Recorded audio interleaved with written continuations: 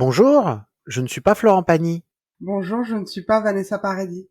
mais vous êtes bien sur AHP.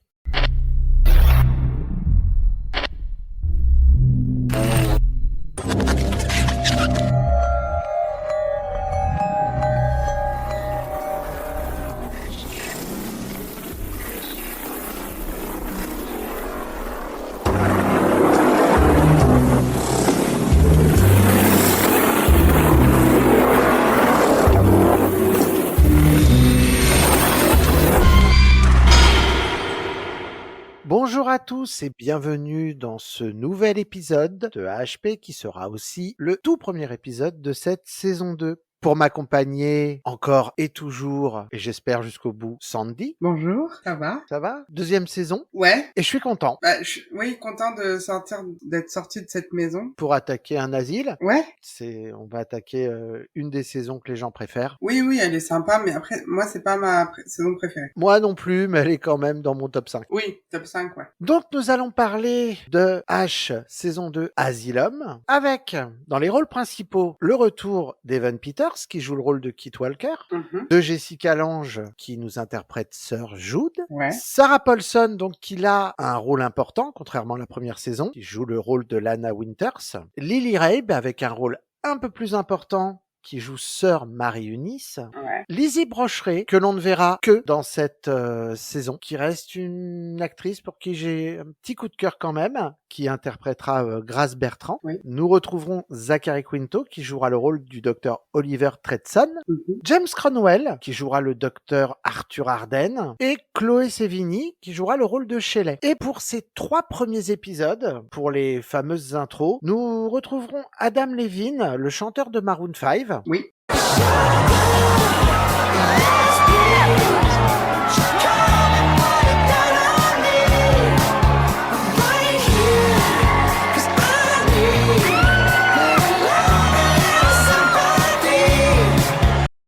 Et Jenna Dewan, qui a eu un rôle assez important dans le film Tamara, puisqu'elle jouait Tamara.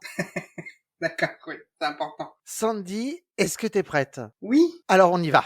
L'Église catholique acheta cet endroit en 62 et le transforma en un sanatorium pour les criminels fous.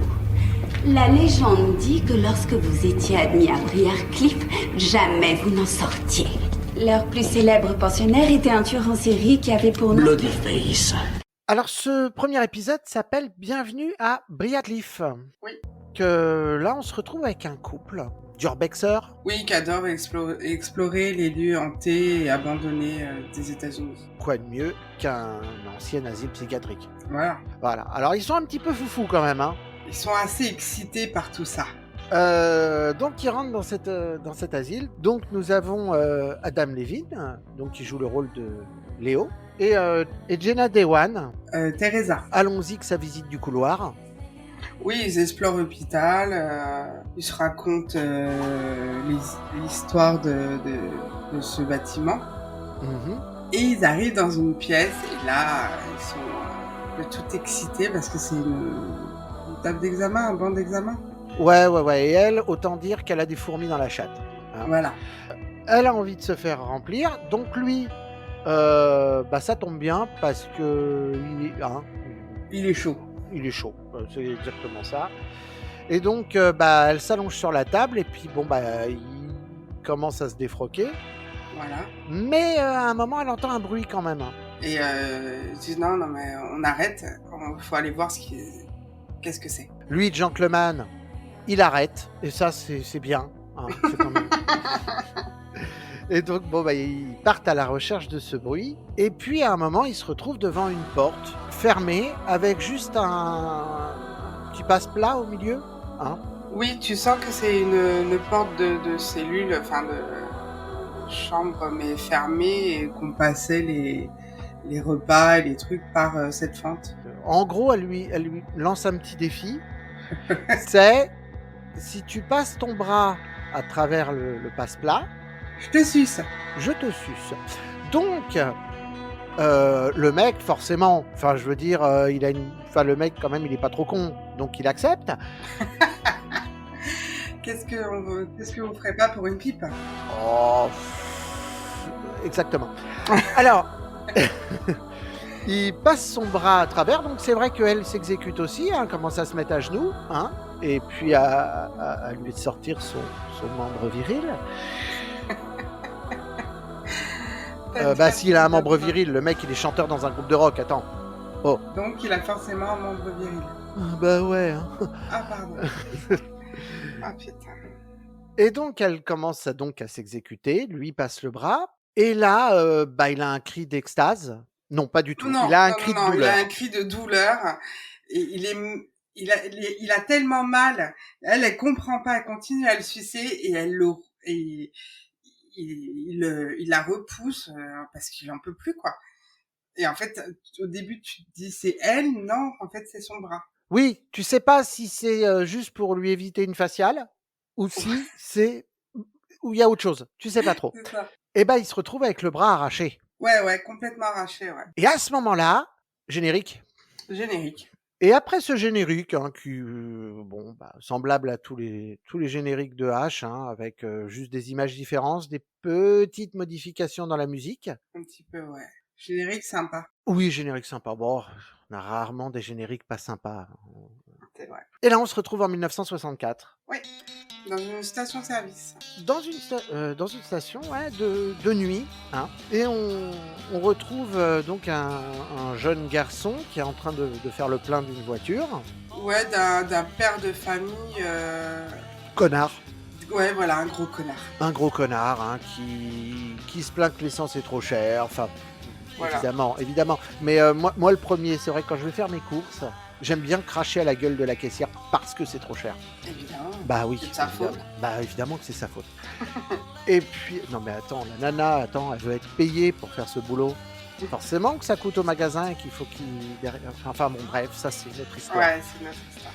Non, donc il se fait limite cracher à la gueule, hein, c'est un paillasson. Oui, carrément. Mais bon, il s'en branle un peu. Hein.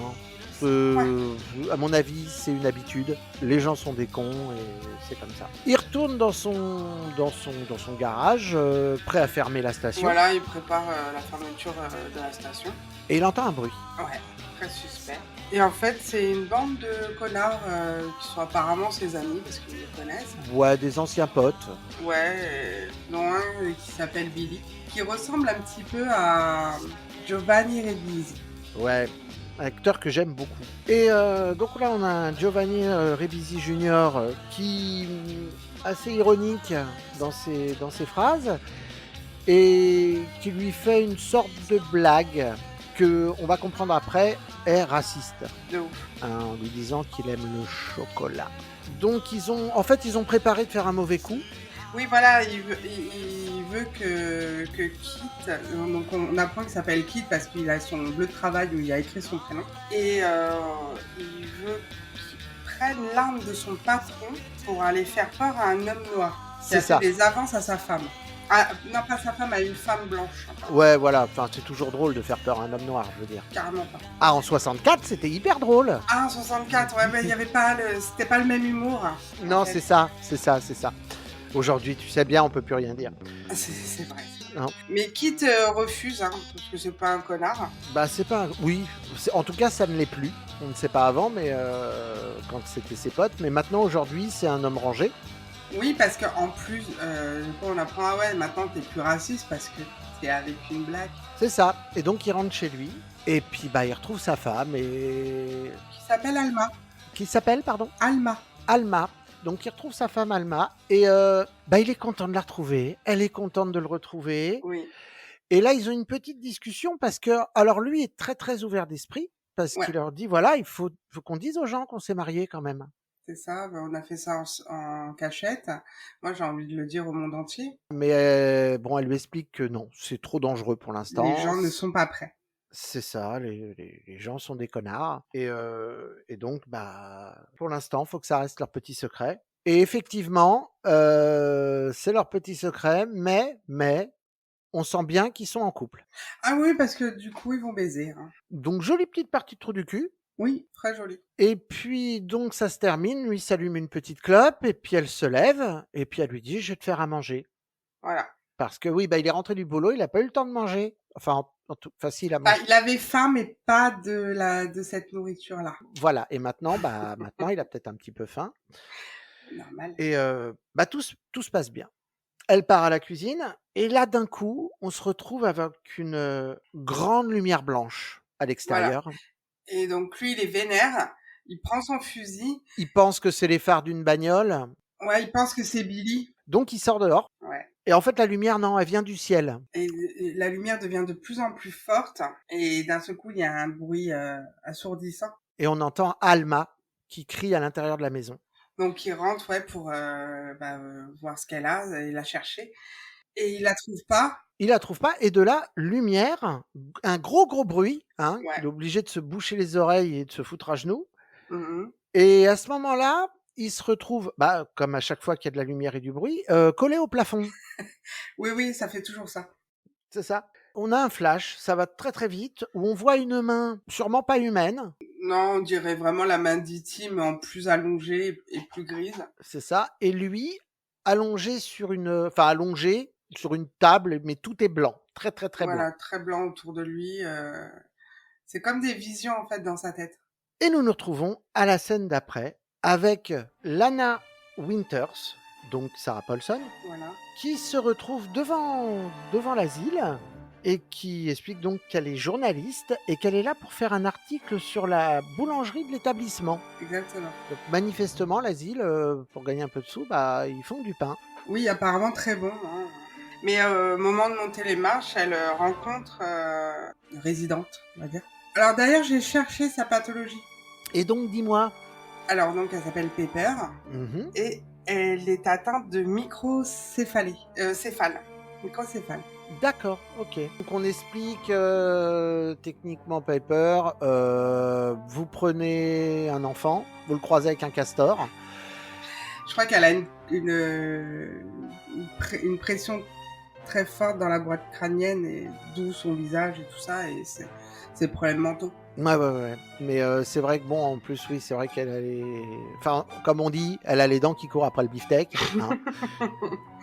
Et au même moment, il y a une sœur qui arrive, Lily Rabe, qui fait le rôle de sœur Marie Eunice, qui lui informe que Pepper a noyé le bébé de sa sœur et a coupé ses oreilles. Oui, parce que Lana Winters lui dit, vous inquiétez pas, elle me dérange pas, elle n'est pas méchante. Hein. Mais si, en fait... C'est une pourriture. C'est l'autre derrière son air pas beau. À l'intérieur, c'est pas beau non plus. Enfin, je veux dire, il y a rien à sauver.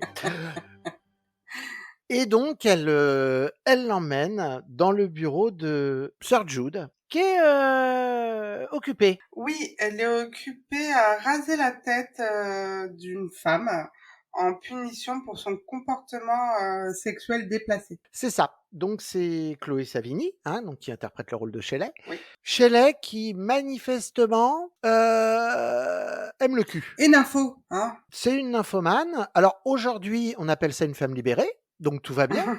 Quoique la nymphomanie, tout dépend. Non, du degré. Alors, c'est pas le degré, ça dépend de ta conscience. Si tu as besoin de t'en prendre plein le cul parce que c'est un besoin et que tu le contrôles même pas et que ça te rend pas heureux. Oui, voilà, ça en devient un maladif. fardeau. Si après c'est juste parce que t'aimes ça, vas-y, éclate-toi cocotte. Quoi. Oui, mais si ça en devient un fardeau et que t'es obligé de baiser avec tout ce qui bouge. Et voilà. Alors que là, on va comprendre que c'est pas un fardeau en fait. Non, elle kiffe ça. Oui, c'est plus une femme. Elle est consciente que c'est parce que elle voit pas pourquoi elle aurait pas le droit d'aimer le cul comme les mecs. Quoi. Mais bon, on verra ça plus tard. Mais en attendant, en tout cas, elle a une pathologie qui est la nymphomanie. Et donc, forcément, c'est l'œuvre de Satan. Voilà. Sir Jude, elle décide de lui raser la moitié du crâne, comme ça, elle sera moins jolie. Mais elle lui dit, en gros, ça va pas me poser de problème pour baiser, quoi. C'est ça, parce que alors je suis pas médecin, je suis pas non plus trop religieux, mais je suis pas persuadé que le fait qu'on te rase la moitié de la tête, tu suces moins bien. Je crois pas. Ouais. Bah, Lana est un peu outrée par ce qu'elle voit. Et Sir Jude lui dit qu'elle ne croit pas aux maladies mentales et que ce sont des simples excuses pour pardonner les péchés. Oui, Sir Jude, elle est dans son délire, hein, de sœur d'ailleurs. Hein, Oui, de ouf. Et elle raconte à Lana, parce que Lana, bon, elle à la base, elle est venue pour une histoire de boulange. Tu vois. C'est ça. Donc elle lui dit, bah, la boulange, ça fait partie d'un processus de guérison. Lana prend des notes, mais nous, on arrive à lire ses notes, mais sur ces notes, c'est juste marqué Sir Jude ment et qu'elle cache sûrement quelque chose. Ouais. Et au même, il y a Sœur Marie-Eunice qui les interrompt pour annoncer que Bloodyface arrive. Oui, elle lui dit qu'il y a le monsieur très méchant Ouais. qui va arriver. Donc, Lana, notre journaliste, elle taquet. sait de qui elle parle et on pense qu'elle est venue plus pour ça que pour la boulange. Oui, comme En fait, par hein. hasard, le jour où il devait arriver, elle est là, quoi. Donc Bloodyface, c'est un tueur en série qui manifestement décapitait les femmes. Oui. Tout le monde est là. Les médecins, les sœurs, certains patients, des journalistes, ils sont là sur les marches de l'asile. Le camion arrive. On ouvre les portes arrière. Et qui sort de ce camion? Bah, c'est Kit. Donc au début, on comprend pas trop, parce que puisqu'on a la scène d'avant nous permettait pas de dire que c'était un tueur en série. Et donc on apprend qu'il est accusé du meurtre d'Alma, sa femme, et de 2 autres femmes. Qui t'arrive dans l'asile. Donc là, c'est douche. Enfin, douche. Ouais. C'est jet d'eau. Au Karcher. C'est au Karcher. Et puis, il est menotté à son lit. C'est une épreuve, je sais. Nos procédures d'admission. Mais ce n'est rien comparé à ce que vos victimes ont dû endurer. Ma sœur, je vous jure que j'ai tué personne. Ce sont les tribunaux qui vous ont confié à nous. Non pas pour vous punir, mais pour vous garder pendant qu'ils scellent votre destin. Et ici, ce n'est pas un refuge. Ici, vous vous repentirez de vos crimes devant le seul juge qui importe, Dieu Tout-Puissant. Il n'y a pas de Dieu. Un Dieu n'aurait pas créé les choses que j'ai vues. Votre histoire à propos des petits hommes verts, non.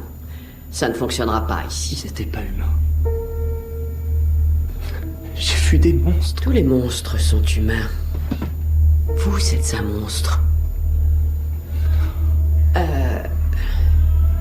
J'aimerais savoir, est-ce que sa viande noire s'est aussi facilement détachée des os que celle des autres victimes?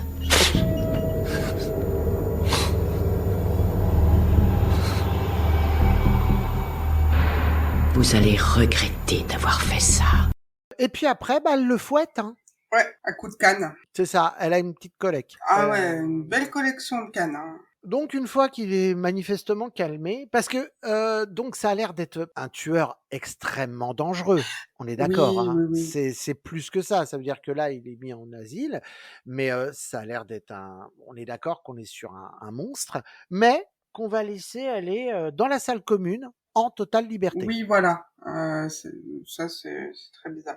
Donc il arrive dans la salle commune, et là on a Shelley qui, malgré, c'est quand même très bizarre, le fait qu'elle ait moins de cheveux à cause de Sir Jude, a qu'une envie, c'est de baiser Kit. Oui, Hein. elle lui fait des belles avances. Oui, bon, elle lui dit carrément, je veux que tu me baises, hein, c'est pas Oui. compliqué. Et là, dans cette salle commune, parce qu'on s'enjaille, il y a cette fameuse musique qui tourne et qui tournera longtemps et qui va tourner toute la saison.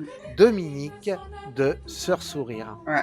Et la première chose que fait Kit, c'est d'aller vers ce tourne-disque et d'arrêter la musique. Et là, il y a Grace. Il aime pas Sœur Sourire. Hein. Oui. Parce que c'est bizarre que le premier truc qu'il va lui faire, c'est ah non, pas cette chanson, merde. On sait pas trop. Mais lui, la première chose qu'il veut faire, c'est arrêter la musique. Et Grace l'arrête et lui dit de ne surtout pas couper la musique. Non, tant que la salle commune est ouverte, cette chanson doit tourner en boucle. Putain, l'angoisse. Et là, j'ai une question bête. On est d'accord que c'est un vinyle? Oui. Alors c'est quoi? C'est un vinyle auto-reverse avec Dominique sur toutes les phases qui tourne en boucle? Parce qu'on est d'accord que si il faut que Dominique tourne sans arrêt, il faut qu'il y ait un mec qui remette la chanson toutes les 3 minutes 47. Il y a peut-être un mec payé pour ça, je ne sais pas. On l'a pas vu. Ouais, c'est un peu bizarre. Tu vois, Mais bon. Donc il y a un résident par contre qui se prend pour un lascar, qui veut se battre avec. D'accord. B2O. Ouais, ça fait un peu ça. Bah ouais, mais le mec, attends, si tu veux, c'est comme en zonzon, quoi. Si tu te prends au mec le plus dangereux, derrière, t'es respecté. Donc là, il se dit, là, j'ai quand même un Bloody Face, quoi. Quand déjà ton surnom, c'est Bloody Face, c'est que t'es dangereux. C'est ça. Il commence à le faire chier, à l'agresser. Ouais. Là, on a Grace, donc cette fille, il avait prévenu, bah, qui aide Kit, hein, qui essaye d'entraver le mec comme elle peut. Mhm. Et par contre, Kit, bah, du coup, il est rancunier. Ah, il lui casse la gueule. Hein. Ouais, il lui met des patates de forain. Mais à ce moment-là, bah, Sir Jude arrive avec les gars de la sécurité. Elle met un coup de sifflet, je crois. Oui, enfin, elle a un sifflet comme pour les chiens. C'est ça. C'est un sorte de sifflet ultrason. Ouais, qui fait mal aux oreilles. Bah, quand t'es un chien. Non, même quand t'es un humain, tu sais, quand c'est un peu Ah bon aigu, Ah ouais, t'es hyper sensible, toi. Moi, j'entends pas. Moi. Ah, mais ça dépend de l'âge. Je t'emmerde. Alors, Il y a des sons que j'entends plus. Hein. oui, rattrape-toi. Ouais, bah, moi, il reste des sons que j'entends encore, quoi. C'est la différence. Et donc, bah, notre petit Kit, il part à l'isolement. Voilà, direct. Et toujours, bah, Grace, bizarrement, je sais pas pourquoi, mais elle s'est attachée à lui. Hein. Oui. Elle arrive à l'isolement, puis elle lui apporte à manger en lui disant, bah, je me suis porté volontaire. Elle lui offre même une clope. Ouais, elle l'a fait fumer par les barreaux. Donc, il lui demande, bah, pourquoi toi, t'as pas peur de moi, pourquoi tout Pourquoi ça. t'es ici? Elle le croit quand lui dit qu'il est innocent, parce que elle est innocente, et pourtant, tout le monde Oui. l'accuse d'avoir massacré sa famille. D'avoir découpé sa famille en morceaux. C'est ça. Hein. Pour l'instant, on n'en sait pas plus, mais voilà. Et c'est vrai que quand on la voit comme ça, on se dit pas, elle a découpé sa famille en morceaux. Non. Donc on retrouve Marie-Eunice la fragile, Ouais. qui est pas bien. Hein, elle est tristounette, hein, parce qu'il y a un patient qui est mort après avoir été chez le doc. Oui. Donc Sir Jude, c'est ressaisissez-vous, et Sir Jude va voir le doc, qui est le docteur Arden. Ouais, Sir Jude, elle aime pas trop Dr. Arden. Moi non plus. Non. Mais elle a pas confiance en lui. Elle sait qu'il manigance des trucs chelous, quoi. De toute façon, il a une sale gueule, le docteur Arden. Oui. On est d'accord. Hein. Comment décrire ça? C'est un vieux chauve avec une barbe, mais il donne pas envie, quoi. Il y a vraiment un truc qui fait, tu te dis, t'as vraiment une tête de connard. Et c'est l'acteur, d'ailleurs, qui joue le supérieur de Tom Hanks dans La Ligne Verte. D'accord, je n'ai pas souvenir. Hein, pas souvenir. Je me souviens malheureusement que de Tom Hanks. Je crois que t'as un problème avec lui. Ah putain. Ah. Bref. Bah ouais. D'ailleurs, si tu m'écoutes, Tom, je ne t'aime pas.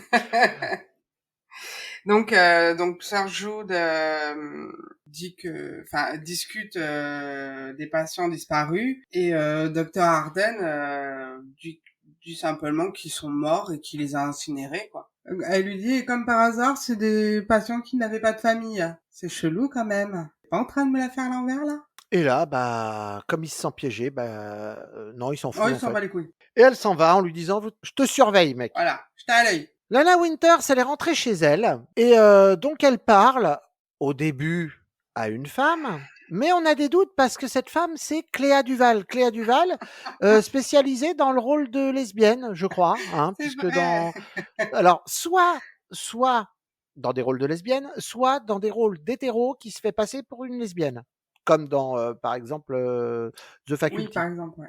Et on apprend qu'effectivement, c'est sa meuf, hein, Wendy. puisque donc Lana Winters est lesbienne, mais que il faut pas le dire, Bah, non. parce que bah, déjà, sa copine, elle est institutrice. Donc ça ferait... Bah, ça ferait hyper mauvais genre, ouf. parce qu'elle est lesbienne. Tu sais, cette tendance sexuelle absolument pas normale. Oui. Surtout en 1964. Voilà. Alors, imagine si t'es lesbienne avec une femme noire. Oh là. Là, normalement, on est d'accord que bah, t'es pendu. Hein. Ah oui. Donc, elle lui dit qu'elle était à l'asile, qu'il se passe des choses cheloues, surtout le fait qu'il y ait Bloody Face, ça l'excite un petit peu et qu'elle veut enquêter. Oui, elle veut enquêter, elle aimerait faire des grands articles de presse, mais son patron apparemment ne la laisse faire que la partie des articles de cuisine. voilà, à l'époque, c'est très misogyne. Ouais, d'ailleurs, c'est mis très, très en avant, hein, dans cette Oui, saison, oui, hein. oui. Assez. Très en avant le côté, les noirs, c'est des Mm. sous-hommes, les femmes, c'est une sous-race. Enfin, c'est vraiment là, ils mettent bien en avant que, les années 60, c'était vraiment une période de débilité profonde, hein. Ouais, une époque de merde. C'est clair.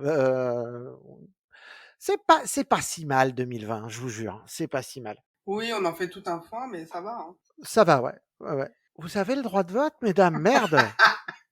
Tu vas avoir des problèmes.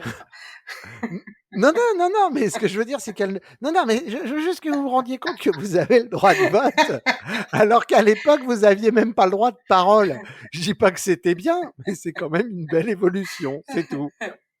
On retrouve Sir Jude? Oui, Sir Jude qui est en train de préparer le dîner et en même temps, on la voit se préparer aussi. Voilà, donc elle met, bah, sa robe de nonne, mais elle a ajouté un petit plus. Bah, on la voit avant de mettre ses vêtements de nonne, en dessous, mettre de la lingerie rouge, hein, sexy. Une nuisette rouge pétant. Ouais. Et elle met du parfum aussi pour en fait dîner avec Monseigneur Timothy Howard. Ah! D'accord, d'accord. Moi, je l'avais appelé monseigneur machin.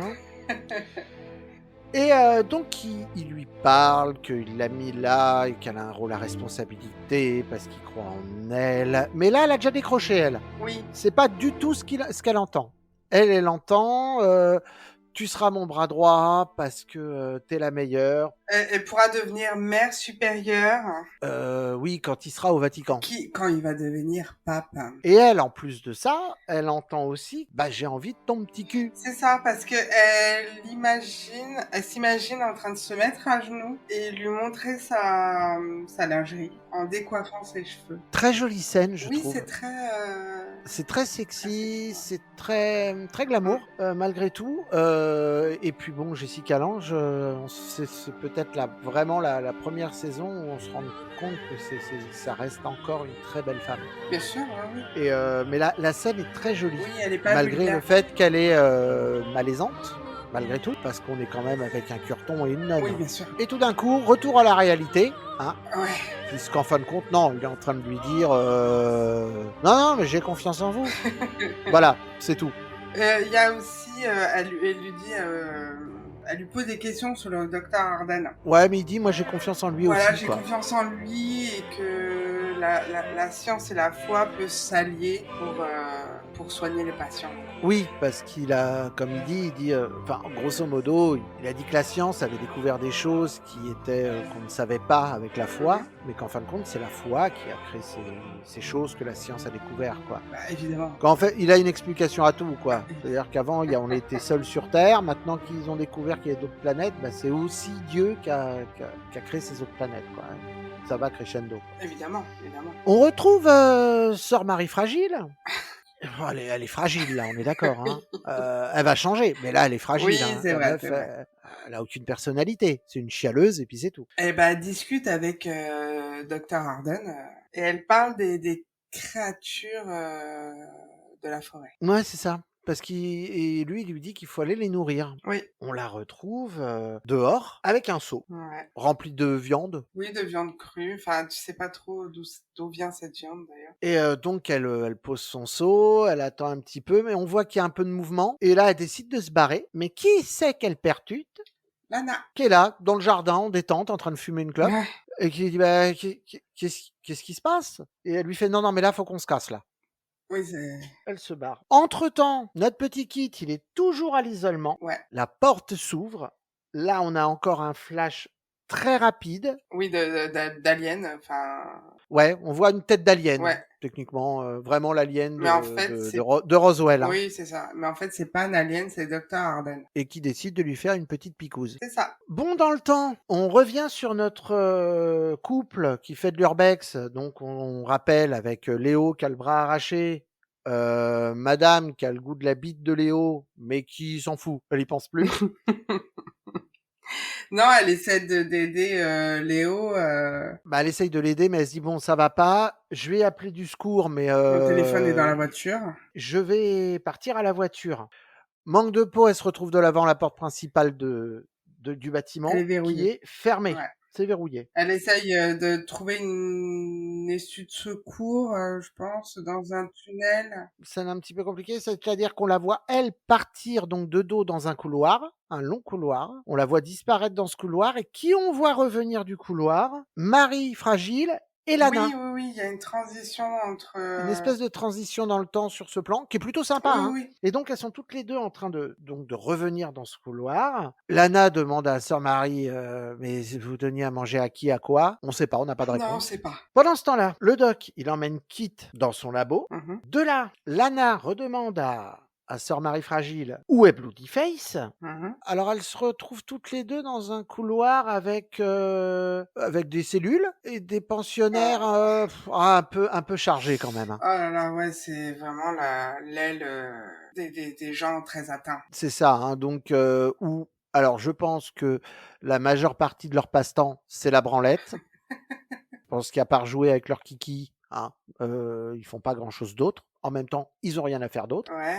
Non, mais du coup, ils jouent pas qu'avec leur zizi, ils jouent aussi avec leur cul, hein, parce que...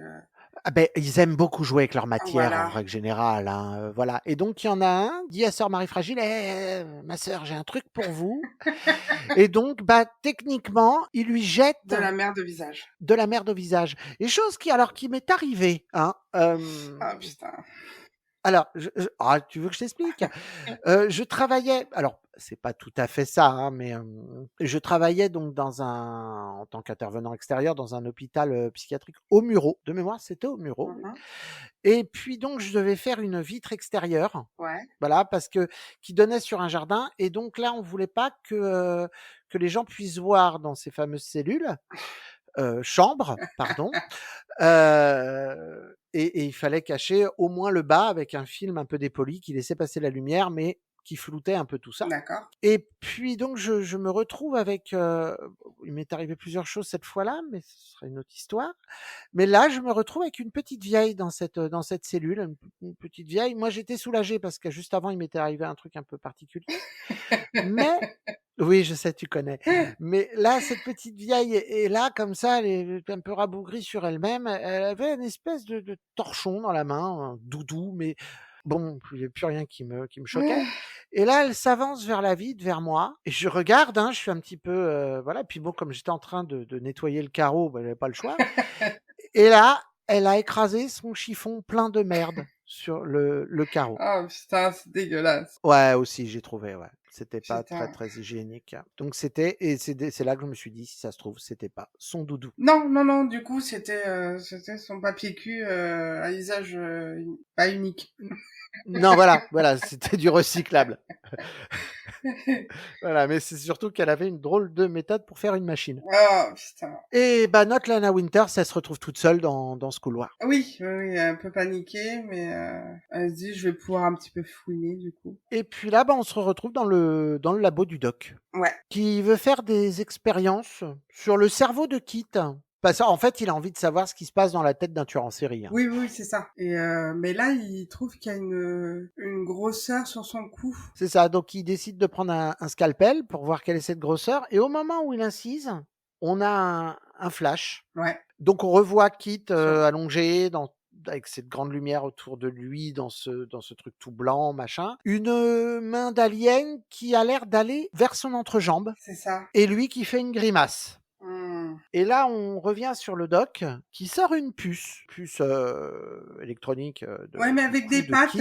qui avancent comme une araignée. C'est ça. Dès qu'il la pose, il y a des pattes qui sortent de cette puce et qui commencent à courir. Quoi. C'est bien dégueulasse. Ouais. Donc Lana, toujours dans ce couloir, elle se retrouve devant cette fameuse porte où nos urbexeurs ont eu des petits soucis. Oui, mais elle tombe sur quelqu'un, elle tombe sur Shelley.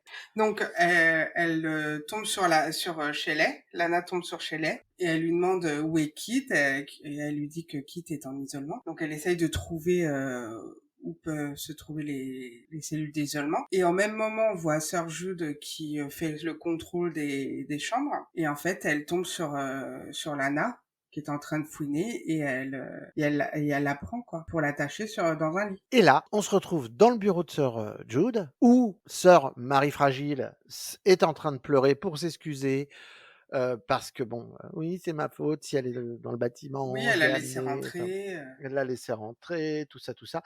Et donc elle se dit, il faut me punir, Oui, parce elle que je mérite insiste. une punition, vraiment. Hein, et oui, c'est vrai qu'elle mérite une Et punition. puis Hein. là, en plus, elle lui dit, attends, la canne, elle est trop petite. Moi, j'en veux une plus grosse. C'est ça, prends la plus grosse et Flagelle-moi. déboîte-moi le cul, quoi. Vraiment, vraiment. Donc elle soulève sa robe, elle se retrouve cul nu, Voilà. hein, et elle dit à sœur Jude, vas-y, lâche-toi.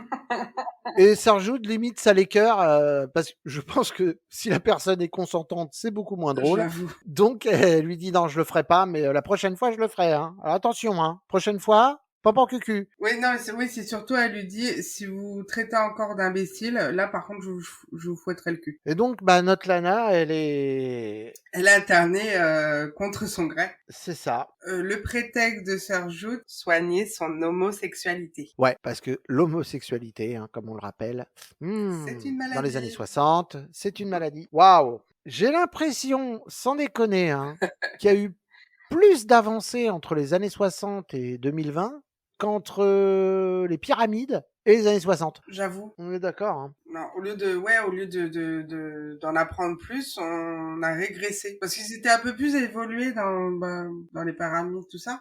Ouais. Enfin, c'est juste que j'ai envie de dire aux gens aujourd'hui, tous ces putains de puristes, c'était mieux avant, vos gueules.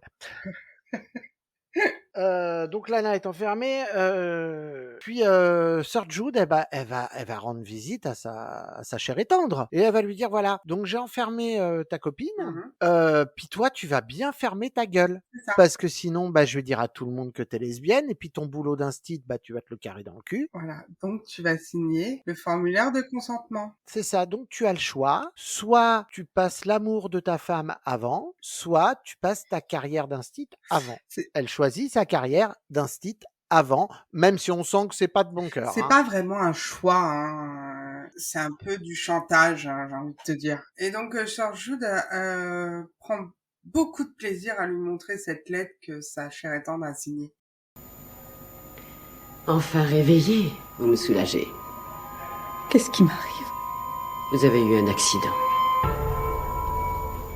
Non, on m'a attaqué, ma sœur. Oh, vous les écrivains, avec votre imagination si fertile, vous êtes juste tombés. Enlevez-moi tout ça. Non, non, non, vous ne devez surtout pas bouger. Oui, vous allez avoir une longue convalescence chez nous. Vous n'avez aucun droit de me garder. Non? Je connais beaucoup de personnes qui voudront me retrouver. Vous croyez vraiment? Nous savons toutes les deux ce que ce soi-disant monstre dans cette cellule était vraiment, n'est-ce pas, mademoiselle Winters? C'est pour ça que vous êtes venue ici. Parce que vous saviez bien, au fond de vous, que vous aviez besoin d'être secouru. Nous chasserons ce monstre toutes les deux, je vous le dis. Les prières du matin sont à 6 heures précises. Aucune exception. Non! Laissez-moi sortir de là! Reviens ici, sale pute! Ressaisissez-vous. Nous réussirons à vous soigner. On retrouve toujours Sir Jude et le docteur Arden, toujours en train de s'engueuler en fait. Hein. Ouais, c'est ça. Ils peuvent pas se piffrer. Vraiment pas. Mais c'est toujours le même truc. Qu'est-ce que tu fais de chelou? Et le docteur qui lui répond, mêle-toi de tes affaires. Et Sir Jude qui lui dit, je te surveille mon gars. Vraiment, je te surveille. Et là, retour chez nos chers urbexeurs qui vont pas bien. Alors lui, bon, il agonise. Hein. Ouais. Elle court dans les couloirs, elle cherche un moyen de s'enfuir. Là, elle se retrouve nez à nez avec Bloody Face. Et l'épisode se termine. C'est ça. Elle crie et faim. L'épisode 2 commence. Épisode qu'on intitule Exorcisme. Et qui est vraiment la reprise directe où elle est face à Bloody Face. Oui. Alors, elle retourne voir son mec. Donc, on sent par contre que c'est pas une connasse. Non, non, vraiment, elle aime son mari. Parce qu'elle pourrait essayer de se barrer, de se cacher. Non, elle prend les risques, elle veut le sauver. Ouais, elle essaie du coup, de le tirer, de le traîner avec son bras valide. Mais Bloody Face arrive, elle est obligée de le lâcher et de s'enfermer dans cette fameuse cellule. Voilà. Et on le voit se faire poignarder. C'est ça, Bloody Face s'acharne sur Léo. Voilà. Hein. Donc elle regarde à travers le passe-plat au niveau de la porte et elle voit que Léo, il est en train d'être transformé en morceaux d'émental. Voilà. Retour en 64. Oui. Donc on retrouve la petite amie de Lana, Wendy. Wendy, qui est avec ses copines, enfin avec des copines elles aussi lesbiennes. Oui, je pense. Il y a quand même un petit cliché, hein. Ouais. C'est-à-dire que c'est des femmes, mais on sent qu'on a essayé de leur donner un petit côté masculin quand même, hein. Surtout à une. Donc elle regrette et elle dit non, non, mais je vais me rétracter. Ouais, c'est que pleurer. Qu'est-ce que j'ai fait? Je suis dégueulasse. Faut que j'aille me rétracter. C'est ça, donc bon, petite scène où on comprend qu'elle veut se rétracter et qu'on est la nuit d'Halloween. Qu'on est la nuit avant Halloween. Parce que c'est les répétitions. Les gamins font des répétitions d'Halloween. C'est ça. Je ne savais pas. Je ne sais pas. On va voir si on est bien. On est crédible ou pas? Voilà, donc elle lui dit bon, j'ai besoin d'une douche pour avoir les idées claires. Donc elle commence à se faire couler une douche, mais elle se retrouve nez à nez avec Bloodyface. C'est ça. Et on l'entend crier, et rien, on ne sait pas ce qui s'est vraiment passé. C'est ça. Et on revient à l'asile. Voilà. Donc Sir Jude fait on va dire c'est la journée de la fouille des cellules. C'est ça, il fouille les cellules, ouais. Et elle trouve plusieurs objets. Déjà, elle dit à Pepper, j'ai retrouvé de la bouffe encore dans ta cellule, tu fais chier. Et Shelley elle dit, vous fouillez pas ma cellule parce que moi, j'ai un concombre et c'est pas pour le manger. Bah, va en faire quoi alors? T'es sûr qu'il faut que je t'explique? Ah ben Shelley, les bio. Et elle fouille aussi la chambre de Lana. Et en dessous de son oreiller, elle trouve des bouts de papier. En fait, elle écrivait tout ce qui se passe. Et ça plaît pas à Sergio. Et comment on peut empêcher quelqu'un de prendre des notes? En le rendant un peu plus con. Et comment, à cette époque-là, on rendait les gens un peu plus cons? Avec des électrochocs pour lui effacer la mémoire. Là, pour une fois, elle va voir le docteur Arden. Ils sont en accord. Là où elle lui demande un service, hein, elle lui dit voilà, non, l'autre, elle est beaucoup trop lesbienne. C'est son excuse, hein. C'est ça. Ouais, lesbienne profonde. Donc, il lui faut des électrochocs. Le docteur Arden, lui, dès qu'il y a des trucs chelous à faire, il est OP. Donc, il lui dit ok, on y va, let's go. Et donc, petite séance d'électrochoc pour Lana. Et le docteur est cool. Il demande à Sir Jude si elle veut tenir donc les espèces de serre-tête là. Hein, oui, avec les trucs qui vont sur les tempes, ouais. Voilà, savoir si elle veut le tenir. Et Sir Jude, ouais. Carrément, ça l'a fait kiffer. Et on retourne dans la salle commune, hein, donc toujours sur sourire, hein, dans le fond. Qui te rencontre le docteur Oliver, donc Zachary Quinto. Voilà, qui est en fait un psychiatre extérieur à l'asile qui a été recommandé par la cour, je pense. Ouais, savoir si Kit est fou. Oui, pour l'évaluer en fait.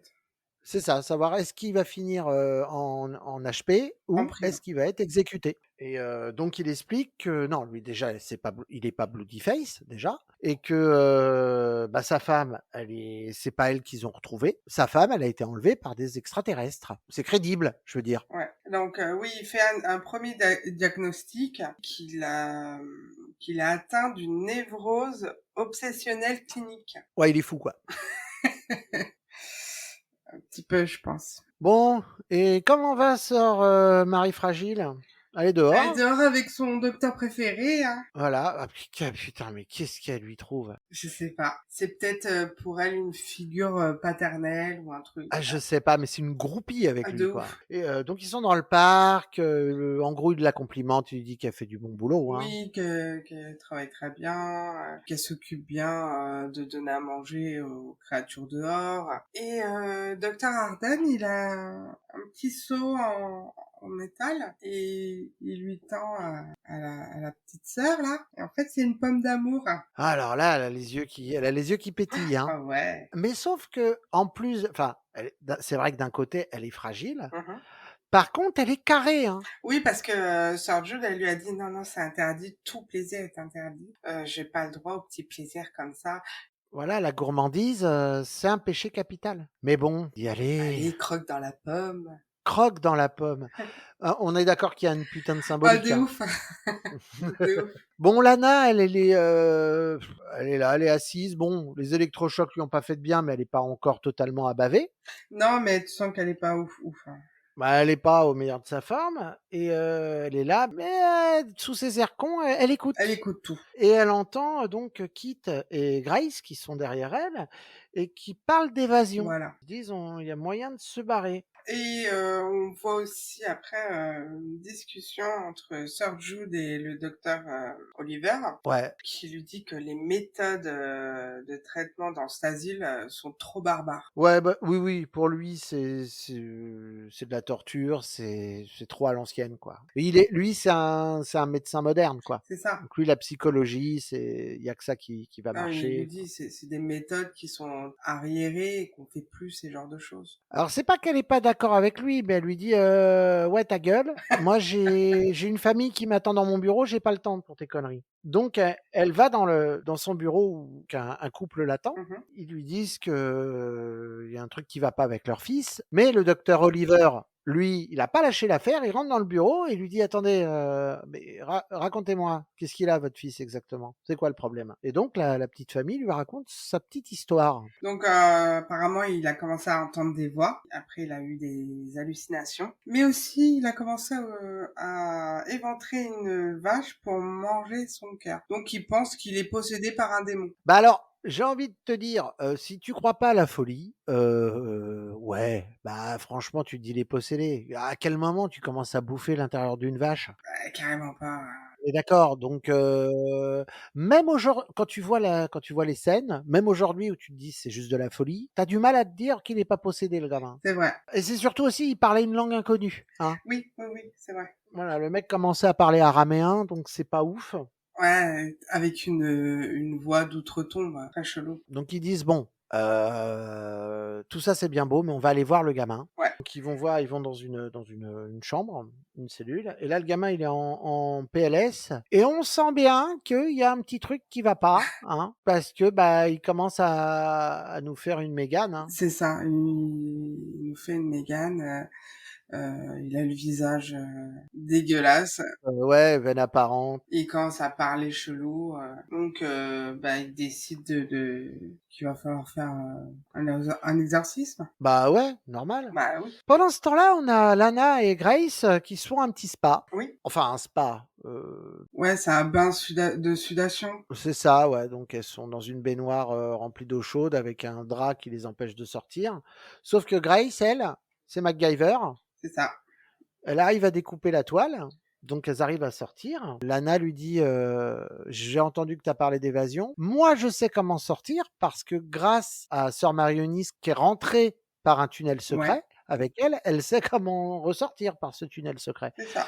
Donc elle lui dit, «Bah, moi j'en suis, hein, parce que j'ai pas envie de rester là. Par contre, j'ai une condition, c'est que je te dis où est ce tunnel secret. Par contre, on n'emmène pas Kit. Parce que pour elle, Kit et le Bloodyface, c'est sûr. C'est un tueur de femmes». Non mais tu vois, par contre, ça m'énerve un petit peu, son comportement, parce que elle est quand même internée de force pour un truc qu'elle n'a pas fait, mais elle se dit pas que certaines personnes peuvent l'être aussi. Elle est trop sur ses positions. Mais on est en 64. Tu vois, j'ai envie de te dire, si ça se trouve, il y a des couples, il y avait des couples donc les premiers couples interraciaux qui ne comprenaient pas qu'on puisse être lesbienne ou gay Mhm. et inversement, il y a peut-être des gays des gays racistes, tu vois? Oui, oui, oui. Donc c'est-à-dire que tu peux être ouvert sur un truc, mais fermé sur le reste, en fait. Mhm. Bah, pour elle, et en plus, il y a un truc de justice. C'est-à-dire qu'il a été arrêté avec des preuves, avec tout ça. Ouais, ouais. Donc il faut pas qu'il vienne. Mais Grace, elle est pas chaude, elle, hein. Non, parce elle croit en Kit. On nous retrouvons Shelley. Alors Shelley, bon, elle a des fourmis encore à la chatte, hein, Oui, et elle s'est dit: «Quoi de mieux? Tiens, je me ferais bien baiser par un vieux salopard». Donc elle va voir le docteur Arden. ouais, elle commence à lui faire des avances en échange d'un peu de temps dehors, voir le C'est ça. soleil. Je veux dire, elle a besoin d'aller dans le parc, pour respirer un peu. Par contre, en échange, elle fait ce qu'il veut. Voilà. Mais lui, par contre, il est pas dans cette Non, non, ambiance, il hein. la traite de putain. Il la traite de pute, de traînée, et c'est là qu'on comprend qu'en fait, c'est pas sa nymphomanie, c'est pas de la maladie. C'est-à-dire qu'elle explique qu'elle a été mariée, qu'à partir du moment où elle a été mariée, elle devenait bobonne, que son mari, lui, pouvait aller baiser ailleurs, mais qu'elle, par contre, fallait qu'elle ferme sa gueule, et que il se trouve que le cul, elle aime ça, et elle voit pas pourquoi elle pourrait pas en profiter autant qu'un homme, quoi. Oui, parce que du coup, pour se venger, elle a ramené des mecs chez elle pendant que son mari était pas là. Et quand son mari est rentré, elle était en train de se faire baiser par des mecs. C'est ça, parce que elle, bon, elle a la vengeance quand même radicale. C'est-à-dire que le mec va baiser une autre nana, elle fait un gangbang. C'est ça. Et du coup, son mari, il a dit, attends, c'est pas normal, moi je t'enferme. Mais le docteur, il en a rien à foutre. Il lui dit, vous me dégoûtez, t'es de la sous-merde, t'es qu'une pute. C'est ça. Et elle a énormément de mal avec ça. C'est peut-être le seul truc qu'elle prend mal, en fait. Oui. C'est-à-dire que c'est vrai, le fait d'être... elle supporte pas d'être traitée de traînée ou de pute. Le reste, ça va, mais pas ça. Ça la touche particulièrement. Arrive le grand soir, le soir de l'exorcisme. Et donc, nous retrouvons le docteur Oliver, qui rencontre Monseigneur Timothée. Oui. Et qui lui dit qu'il va assister à l'exorcisme parce qu'ils sont obligés aujourd'hui. Quand ils pratiquent un exorcisme, il faut qu'il y ait quelqu'un du corps médical qui soit présent. Voilà. À mon avis, l'hôpital du comté est sûrement mieux équipé pour traiter votre fils. Mais il faut déjà venir un spécialiste.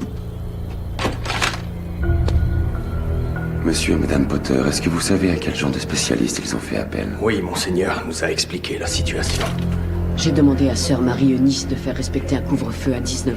Excusez-moi. Je ne tolérerai aucune pitrerie de la part des résidents ce soir. Sage précaution, ma sœur. Monseigneur. Ah, vous devez sûrement être... Le fatigant docteur Tredson. Docteur Tredson. Oui, Sir Jude me parlait justement de vos inquiétudes. Vous voulez pratiquer un exorcisme en 1964?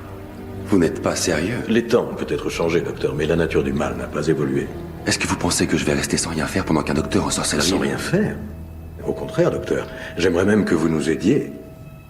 Je vous demande pardon. Vous devez penser que nous sommes peut-être rétrogrades et barbares, mais l'Église demande à ce qu'un médecin soit présent à tous les exorcismes. En tant que psychiatre, vous êtes aussi un médecin reconnu. Vous vous trompez si vous croyez que le fait de vous aider m'empêchera de rapporter toutes les choses que j'ai pu voir jusqu'ici. Un mécréant. Bien. J'aime en avoir un avec moi. Il me stimule. Lana est dans la salle commune, donc elle insiste. On n'emmène pas Kit. Ouais, elle est un peu chiante avec ça. Tout le personnel qui commence à rentrer dans la salle commune. Là, Kit se lève et il lui vole ses notes. Oui. Mais en fait, il lui vole pas trop ses notes et c'est pour éviter qu'elle se les fasse piquer. Qu'elle se fasse choper avec, en fait. C'est ça. Il lui dit, vaut mieux qu'il les trouve sur moi. Tout le monde en cellule, parce que ce soir, on va en cellule de bonheur, parce que il y a un truc de prévu. Et donc, il se retrouve dans sa cellule et là, il commence à lire les notes. Voilà. Bon, on va commencer l'exorcisme. Donc, on va attacher le môme. Et là, années 60 oblige, le prêtre exorciste regarde Sir Jude et lui dit, toi, tu dégages, espèce de femme. Oui, vous êtes une femme, ne restez pas là. Donc, il commence à faire le... Bon, il commence à sortir son matos, quoi. Enfin, quand je dis son matos, on est d'accord, son matériel d'exorcisme. Pendant ce temps-là, on retrouve le docteur Arden chez lui. Ouh là, oui. Il reçoit une jeune femme. Il a préparé à dîner, jolie table avec des bougies, tout ça. Et donc elle arrive, et elle lui dit, vous m'avez loué que pour 1h30. Donc on se dit, tiens, il l'a pas rencontrée sur Tinder, celle-là. Non, c'est une pute. Il lui dit, non, mais on va faire un dîner romantique et tout. Et donc elle lui dit gentiment, moi, ce que je préfère au romantisme, c'est une bonne grosse queue, quoi. Et là, ça lui plaît moyen. Ah non, elle dit non, avec moi, vous n'êtes pas vulgaire, sinon ça va mal se passer. Et donc elle lui dit, non, mais je peux être affiné, vous inquiétez pas, excusez-moi, tout ça, ok, très bien. Donc il commence à lui parler de la musique qu'il est en train de mettre, c'est du Chopin, et donc il lui parle de Chopin, tout ça. Et mais bon, l'autre, non, elle craque encore, elle lui dit, si vous voulez, je peux danser, Oui. Je peux me trémousser devant vous, tout ça. Et là, il lui dit, tu fermes ta gueule, tu t'assois. Et tu manges. Il veut une soirée soft, lui, en tout cas pour l'instant, mais par contre flippante. Oui, tu sens que l'ambiance est un peu pesante. Bon, le gamin, il est vraiment possédé, hein, parce que, bon, on peut dire ce qu'on veut, peut-être qu'il est fou, qu'il se croit possédé et donc qu'il nous fait un délire. Par contre, il arrive à projeter le prêtre contre le mur, juste en disant des mots à l'envers, quoi. Donc Oui, en plus, c'est le prêtre qui a un fauteuil roulant. ouais, bah là, il va y aller pour une bonne raison. Bah, il le tue, hein. Puisque c'est Monseigneur, je crois, qui va la voir, Mm. en lui disant: «Il faut aller surveiller le gamin, C'est ça. parce que là, on a emmené le prêtre, il est mort». Donc on va trouver une solution. En attendant, vous allez voir le gamin, vous le surveillez, hein. Voilà, et donc elle se retrouve tout seule avec ce gamin. Ce gamin qui est un peu chafouin. Oui, un petit peu. Et là, il commence à lui parler de son passé, du fait qu'elle était alcoolique. Et là, petit flashback, on la voit en train de chanter dans un cabaret, Ouais. habillée en rouge, c'est important, Mhm. pendant les années 40, je pense. Oui, je pense. Alors peut-être juste après la guerre, je sais pas trop, mais elle est là. A little bit later on, a little bit later on. Just wait and you'll see how lonely you'll be. A little bit later on. Et donc elle est dans un espèce de cabaret rempli de soldats. Ouais. Et puis bon, bah là, elle commence à dire: «Est-ce qu'il y a quelqu'un là pour passer la soirée avec moi?» En gros. Ah, déjà, quelqu'un veut danser avec moi, il y en a un qui accepte et tout, il danse Mhm. avec, machin. Elle lui roule une pelle. Voilà, et elle lui dit ramène-moi chez moi ou chez toi ou je sais plus où. Ouais, mais il lui dit: «Non, non, je peux pas parce que je suis marié, j'ai un bébé». Voilà. Et donc on la voit dans sa voiture, elle rentre, donc bourrée. Complètement bourrée, déçue hein, de pas être rentrée avec un mec. Et là, elle percute une gamine. Voilà, Mrs. Stone. Du coup, il se moque d'elle en lui disant que c'est une meurtrière. C'est ça, donc elle se vénère, elle lui fout des tartes. Ah ouais. En disant: «Ferme ta gueule». Voilà, mais en plus, au même moment, il y a le Monseigneur Howard qui revient. Suivi du docteur Oliver. Ouais. Et là, ils se disent: «Bon, on va le calmer». Alors chacun a sa méthode. Il y en a un, c'est à l'eau bénite, l'autre avec des calmants. Ils se disent: qui peut le plus, peut le moins. Oui, et en même temps, il fait un truc c'est violent. Il y a toutes les portes qui s'ouvrent des cellules. Bah, il fait un truc démoniaque. Ouais. Et c'est vrai que là, ça coupe l'électricité. Et du coup, ça ouvre toutes les cellules. Et là, bah, ils sortent tous un petit peu hébétés de leurs cellules. Mm. Bah, Lana et Grace commencent à dire: faut en profiter. C'est le moment de partir. Mais Kit les rejoint. Mm. Lana, elle démarre pas. Elle dit: non. C'est sans lui. C'est mort. Mais Grace, elle est pas d'accord. Elle veut qu'ils viennent avec eux. C'est ça. Et donc, elle lui dit: bah, c'est pas grave, Lana, on va se démerder sans toi. Mais Lana est une connasse. Et Lana, c'est une connasse. Et donc, elle décide d'hurler. Ils s'enfuient. Voilà. Et donc, ils se font rattraper. Putain. Ah, tu l'aimes pas? Ah là, non, hein. franchement, là, non. S'ils ont envie de partir sans elle, ils partent sans elle. Mais fais pas ta balance comme ça. C'est dégueulasse. Surtout qu'elle le connaît, le tunnel secret. Ça veut dire que toute seule, elle peut arriver même à faire un truc moins dangereux qu'à plusieurs. Voilà. Bon, toujours en mode exorcisme, hein, ils sont là en train d'essayer des trucs, et là, le gamin, il a un dernier sursaut. C'est-à-dire que de allongé, il passe à la position assise très vite, Oui. en faisant un mood avec son visage. Et il y a un échange de regards Ah ouais. entre lui, donc le gamin, et sœur Marie-Eunice qui est devant la porte. Ouais. On sent qu'il se passe un truc, elle reste hébétée devant lui. Là, le gamin se rallonge, on comprend qu'il est mort. Ouais. Et sœur Marie-Eunice, elle s'évanouit, mais alors droite comme un i, quoi. C'est vraiment, je tombe à la renverse, mais droite, quoi. Ouais, mais d'abord, elle a un mouvement de tête qui va en arrière, et après, Ouais. elle s'évanouit. Donc, tu sens qu'il s'est passé un truc, une connexion, quoi. C'est ça. Et en fait, le gamin, arrêt cardiaque, quoi. Ouais. Il y a le docteur Oliver, il essaye de le réanimer, mais non, il prononce son décès. Hein. C'est ça. On retourne voir le docteur Arden. Donc, il est derrière une porte. En fait, il demande à la pute de s'habiller en bonne sœur. Ah ouais, putain. Donc, on sent qu'il a des moods chelous quand même. Ouais. Donc, elle s'habille elle est en train de s'habiller, mais on sent qu'il y a un truc qui va pas, quoi. Oui. Elle est pas rassurée. Puis en plus, il lui dit enlevez tout le maquillage, hein, surtout. Ouais, il veut vraiment de la bonne sœur. Voilà. Elle voit une petite boîte posée sur la cheminée, Ouais. je crois. Donc, elle ouvre cette petite boîte. Et alors, dans cette petite boîte, il y a ce qu'on appelle un petit jardin secret. Ouais. Petit bouquin qui devait être ça devait être le Nazi Magazine. Hein, Je crois que c'est ça. Nazi Mag numéro 44, où dedans, bon, on sent qu'il y a des photos d'expérience pratiquée par les nazis. Ouais, très chelou. Ouais, Et puis des photos de bondage, un petit peu. ouais, de meufs attachées avec les bras et les jambes attachés et sur le ventre. Bon, la pute, elle sent que elle sait ce qui va lui arriver. Elle se dit, je suis dans la merde. C'est ça, elle sait que ça va pas être une partie de trou du cul standard. Et donc, donc le docteur Arden, il s'impatiente, il dit, mais qu'est-ce qui se passe? Il va pour rentrer, attendez 2 secondes, elle veut tout ranger, mais elle merde parce qu'elle a 2 bras gauches, Ça. et elle fait tomber la boîte. Et là, lui, il se vénère, il dit, je vous avais dit de toucher à rien. Ouais, il l'oblige à s'allonger. En lui disant, ah, je te le laisse, je sais que t'as retenu. Même moi, je l'ai pas noté. Attends, parce que je retrouve exactement le mot que dit.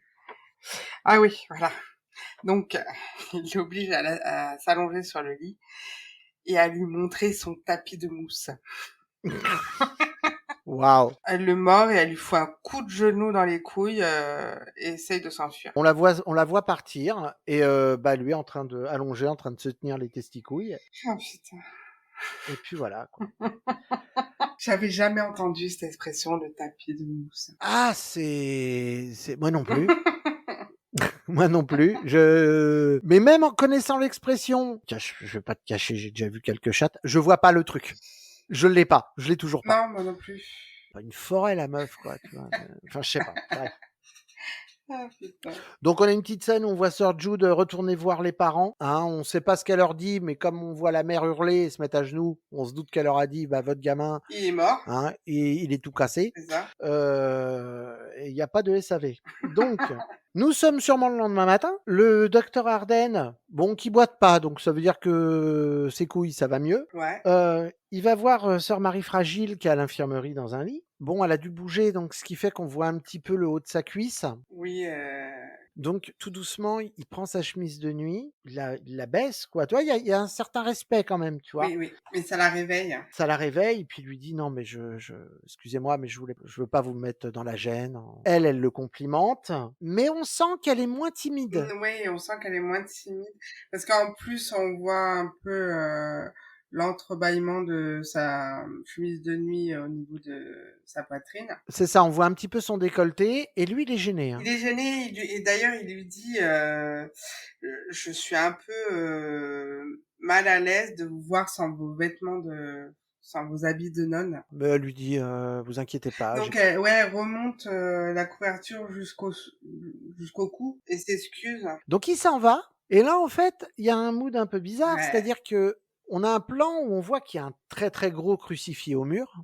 C'est une grosse croix, hein, un truc qui doit être assez lourd. Hein, et qu'elle change de visage, c'est-à-dire qu'elle a plus ce visage souriant. D'un coup, elle devient très sérieuse. Elle enlève la couverture, mais d'un geste brusque, et le crucifix au mur se met à bouger. Voilà. Tu sens qu'il y a un truc qui a changé. On retrouve Lana qui est dans le bureau de Sir Jude. Et là, Sir Jude, elle est fière de Lana. Ah, très très fière. Elle lui dit, attendez, ce que vous avez fait, en gros, balancer, c'est bien. Et donc, je vais vous récompenser. Et pour vous récompenser, déjà, je vais pas vous punir. Ouais, mais vous avez le droit de choisir la taille de la canne. Avec laquelle je vais fouetter Grace et Kit.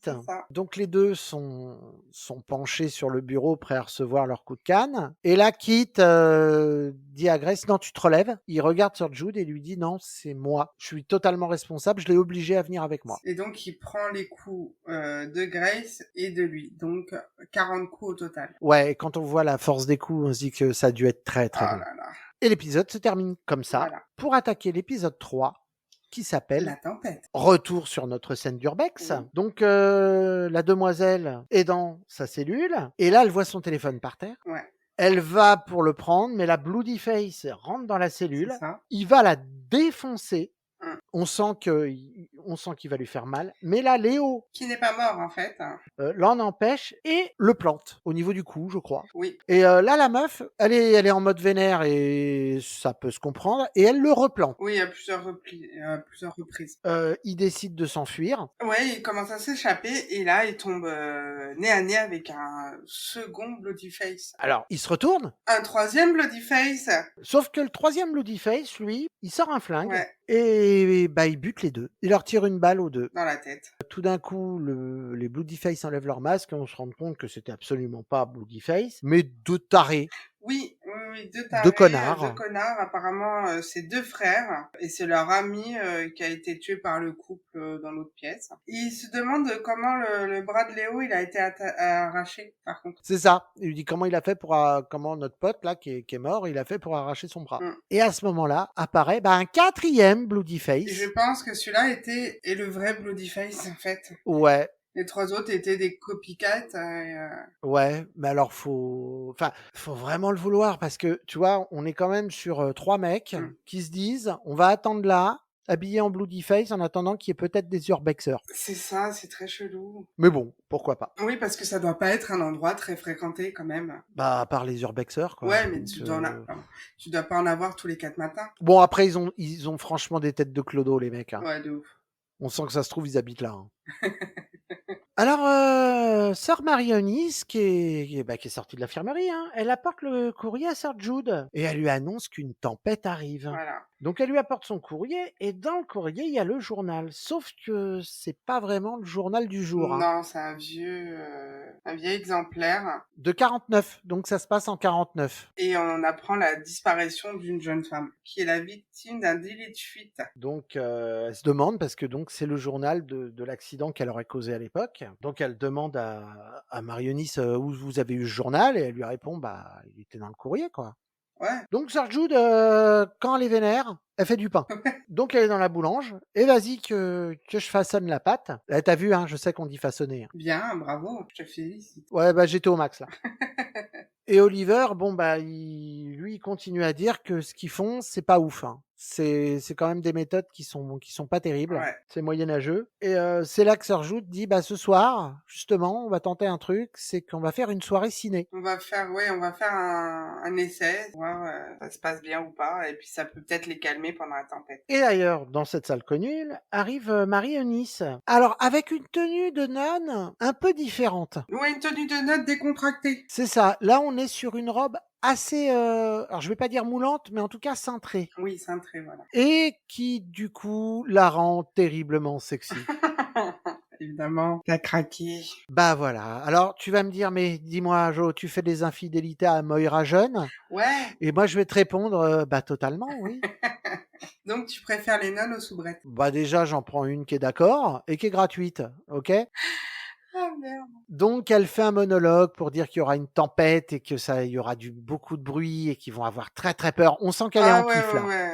Ah ouais, vous allez avoir peur. Ah là là. Bref. Et là, elle regarde une patiente espagnole ou mexicaine. Mexicaine. Je sais plus. Mexicaine. Elle la regarde. Et en fait, sœur Marie-Eunice a exactement les mêmes yeux que le gamin possédé. Ouais. Des yeux très très profonds, un peu jaunes, limite des yeux de chat, quoi. Ouais, du coup, la vieille, elle l'appelle Satan. C'est ça, en espagnol. Oui. Kit discute avec Grace et ils se disent qu'ils pourraient profiter de la tempête pour s'évader. Mais carrément. Marie-Eunice, elle débarque dans le bureau de Sir Jude. Ouais. Ah ouais, décidément, Marie-Eunice, elle change. Hein. Oui, parce qu'en fait, elle arrive avec une carafe de vin en disant il y a un problème, il y a des gens qui mettent de l'eau dans le vin de messe. Donc il est coupé, il va falloir qu'on le goûte pour voir s'il est vraiment coupé. Et elle lui dit ah ouais, mais c'est vrai, Sir Jude, vous ne touchez plus à l'alcool. Ouais. Parce que bon, ça ne devait pas être un secret que Sir Jude avait des problèmes avec l'alcool, mais que quand elle est rentrée dans les ordres, elle est devenue totalement sobre. Oui. Ça, c'était manifestement pas un secret. Oui, parce qu'elle lui dit vous savez très bien que je ne bois pas ou je ne bois plus. Et là, elle lui dit mais qu'est-ce que vous avez sur le visage? Parce que sœur Marie-Eunice, en plus, elle a mis un rouge à lèvres bien rouge. Hein, ouais. Bien rouge. Là, sœur Marie-Eunice devient extrêmement attirante. Hein, et pardon, excuse-moi. Tu t'enflammes. Excuse-moi. Waouh. Et là, on sent que la demoiselle, il y a un double jeu quand même. Hein, parce qu'elle lui dit, ah oui, vous buvez pas de vin, attendez, moi je vais goûter. Non, il est pas du tout coupé en fait. Il est très très bon ce vin. Qu'est-ce que c'est bon. Et donc elle lui dit, mais qu'est-ce que vous faites? C'est vrai qu'on sent qu'elle a vrillé un peu sur Marie-Eunice. Hein. Et donc elle lui dit, c'est quoi ce rouge à lèvres et tout? Elle lui fait, je suis désolée, mais à la base, c'est pour vous. C'est un cadeau du docteur Arden. rouge passion. Voilà. Il paraît que c'est votre couleur préférée. Donc j'ai juste essayé, mais le rouge à lèvres est pour vous. Donc là, on sent qu'elle est en train de s'arranger pour que Foutre la merde. Sir Jude, elle pète un peu les plombs. Ouais. Et on se retrouve avec Arden et Kit. Mhm. Et il lui explique ce qu'il a retrouvé dans son cou. C'est une puce. Et du coup, le docteur Arden pense que Kit travaille pour la Stasi. Et qu'il est là pour l'espionner. Voilà. Et donc, il lui dit, vous en avez peut-être d'autres, des puces. Donc, moi, je vais fouiller, je vais en trouver. En même temps, on retrouve Marionis qui rentre dans la chambre de la Mexicaine. Je pense que ça lui a pas plu ce qui s'est passé dans la salle commune. Ah bah là, la Mexicaine, elle est en mode prière. Oh là là, elle est faut que je prie. Bah, elle a vu Satan. Hein. C'est ça. Donc elle est en train de prier en plus quand elle rentre dans la chambre. C'est ça. Donc Marionis rentre et elle lui dit, bah tu veux prier? Bah on va prier. Allez, à genoux. Ouais. Et elles se mettent toutes les deux à genoux contre le lit, quoi, pour faire une prière. Marionis prend un gros ciseau. Un gros ciseau. Un gros ciseau. Et lui plante dans le cou directement. Et là, on est d'accord pour dire que ça gicle. Ça gicle bien. Ça gicle beaucoup. Ça gicle pas mal. Comme on dit dans le milieu, c'est une belle giclade. Une belle giclade.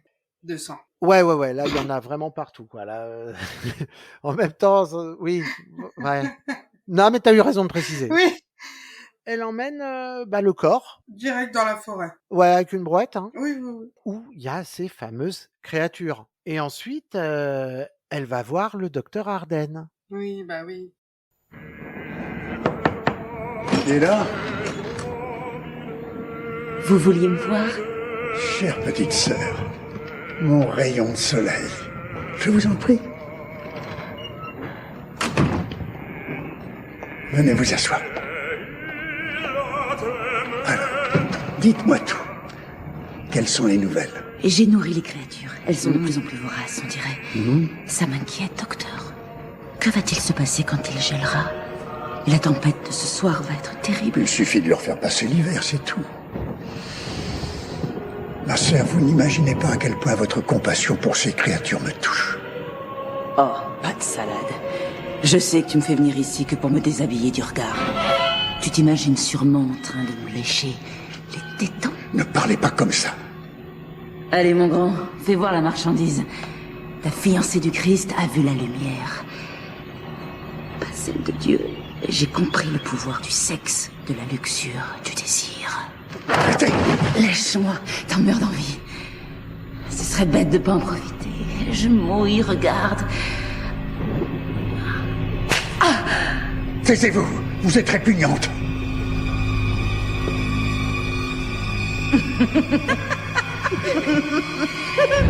J'aurais pas cru que t'étais qu'une petite lopette. Sortez de mon bureau tout de suite!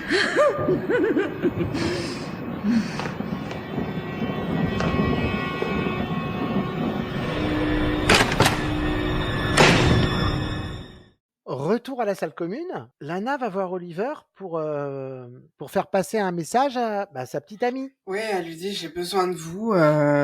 Ma copine n'est toujours pas venue me voir. C'est bizarre, c'est pas normal. J'aimerais que vous alliez la voir pour lui demander de venir me voir. Alors il dit rien. Mais en gros, il accepte. Hein. Ouais, parce qu'il lui dit, vous me demandez de trahir Sir Jude. Mais en même temps, il prend le papier et puis il le met dans sa poche. Ouais, parce que tu sens que il déteste Sir Jude. Ouais. Et on se retrouve dans les cuisines. Oui, Grace et Shelley essayent de trouver un nouveau plan d'évasion. Bah c'est ça, et Shelley elle propose son aide. Ouais. Et elle lui confie aussi qu'elle aimerait bien aller à Paris. Que les Français sont plus tolérants et libérés sexuellement. Ouais, je pense, de toute façon. Évidemment. Non, mais je pense, enfin en tout cas à l'époque, je pense que dans les années 60... Non, mais même maintenant, les Américains sont beaucoup plus... Prudes. Ben déjà, ils sont beaucoup dans la religion. C'est vrai. Bon, Sir Jude va voir Arden. Alors, lui, il dort sur place ce soir parce qu'il y a la tempête. Donc il se dit, ça se trouve, le pont, il va s'effondrer ou quoi. Enfin, c'est plus prudent que je reste là. Ouais. Et au même moment, Sir Jude arrive dans son bureau et commence à être vénère, commence à lui parler du rouge à lèvres. Ouais. Et Docteur Arden, là... Bah déjà, il comprend pas. Oui, il comprend pas, mais il dit qu'il admire l'innocence de Sœur Marionis. Perturbé par ce changement de... Mais on sent, il a un problème avec sa sexualité, cet homme-là. De ouf. Il est taré. Mais ouais, Sœur Jude, elle est pas d'accord avec lui. Non, bah de toute façon, elle sera jamais d'accord avec lui. Elle lui dit, j'étais à l'œil, mon gars. J'étais à l'œil. Tu vois, depuis le début, elle l'a à l'œil. Hein. De ouf. Bon, il fait ce qu'il veut, mais elle l'a à l'œil. Elle retourne dans son bureau et là, coup de téléphone pour elle. Elle décroche et bah, à l'autre bout du fil, c'est la gamine morte qu'elle a renversée. Ouais. Donc, il y a plus de 10 ans de ça, qui lui dit, mais pourquoi tu m'as laissé? Et du coup, elle dit, je suis désolée. Elle commence à pleurer. Du coup, elle est vraiment pas bien et elle voit la carafe de vin sur son bureau. Ouais, mais c'est surtout qu'elle voit pas que la carafe de vin, elle voit aussi les lunettes cassées de la gamine sur son bureau. Là, elle craque. Ouais, et c'est vrai qu'on voit juste sa main s'approcher de la carafe de vin pendant qu'elle pleure. Ouais. Et alors là, par contre, ça s'enjaille dans la salle commune. Hein. Oh, putain. Parce que Sœur Jude, donc ils sont tous là, hein, la soirée cinéma va commencer, et Sœur Jude, elle débarque, mais complètement bourrée. Et elle fait une présentation sur le film. Donc, nous rappelons le film, qui s'appelle Le signe de la croix, voilà. de Cécile B2000, un film vraiment sur la religion, la mort des chrétiens, on va se faire manger par des lions, enfin c'est vraiment... Et en même temps, elle est avertie de la disparition de la Mexicaine. C'est ça. Donc elle se dit, bon, enfin, elle le dit en bourré, parce qu'elle elle dit, bon, je vais vous présenter le film. Alors, soit ça se passe bien et il y en aura d'autres, soit comme il y a de fortes chances, ça se passe mal et ça sera qu'une seule fois. Alors, elle dit enfin, des gardiens, vas-y, commence à passer le film, moi je vais chercher la Mexicaine. C'est ça. Et donc on se retrouve pendant cette soirée ciné. Donc nous avons Grace, Shelley et Kit qui sont assis les trois l'un à côté de l'autre. Et nous avons Lana qui est à côté du docteur Oliver. Voilà, et discrètement il essaye il lui dit qu'il a été chez Wendy, mais que la porte était ouverte, mais qu'elle n'était pas là.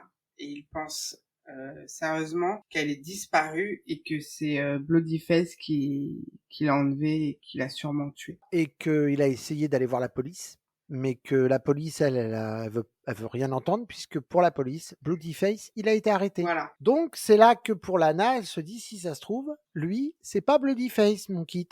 Exactement. Donc tu vois, connasse.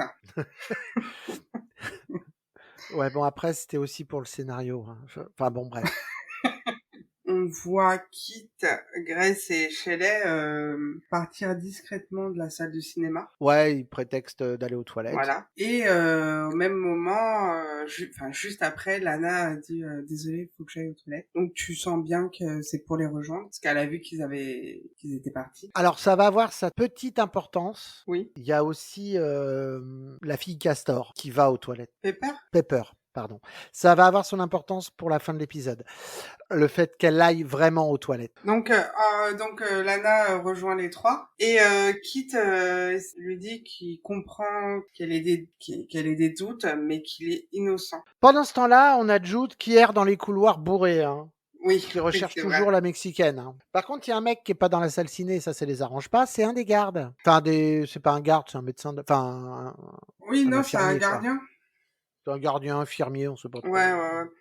Et donc, Shelley se sacrifie. On a déjà vu Shelley se le taper un soir. Voilà. Enfin, c'est Lana qui a topé Shelley et ce mec-là. Donc Shelley, elle se sacrifie en lui disant par contre, si vous arrivez à sortir sans moi, vous dites ce qui se passe ici. Ouais, quoi. voilà. Et surtout Lana, tu fais un article là-dessus, quoi. Mais je vous rejoins après. Et donc Shelley va distraire le garde. Elle lui dit je vais te sucer la bite. Et le garde, lui heureusement qu'il est professionnel, il dit ok. Non, au début il dit non, c'est pas le moment. Ouais, c'est pas le moment, mais bon, on sent bien qu'ils s'en foutent. Quoi. Donc il lui dit bon allez, ok, mais vite fait quoi. Voilà. Et donc on a les trois autres, donc Kit, Lana et Grace, qui passent par ce fameux couloir secret.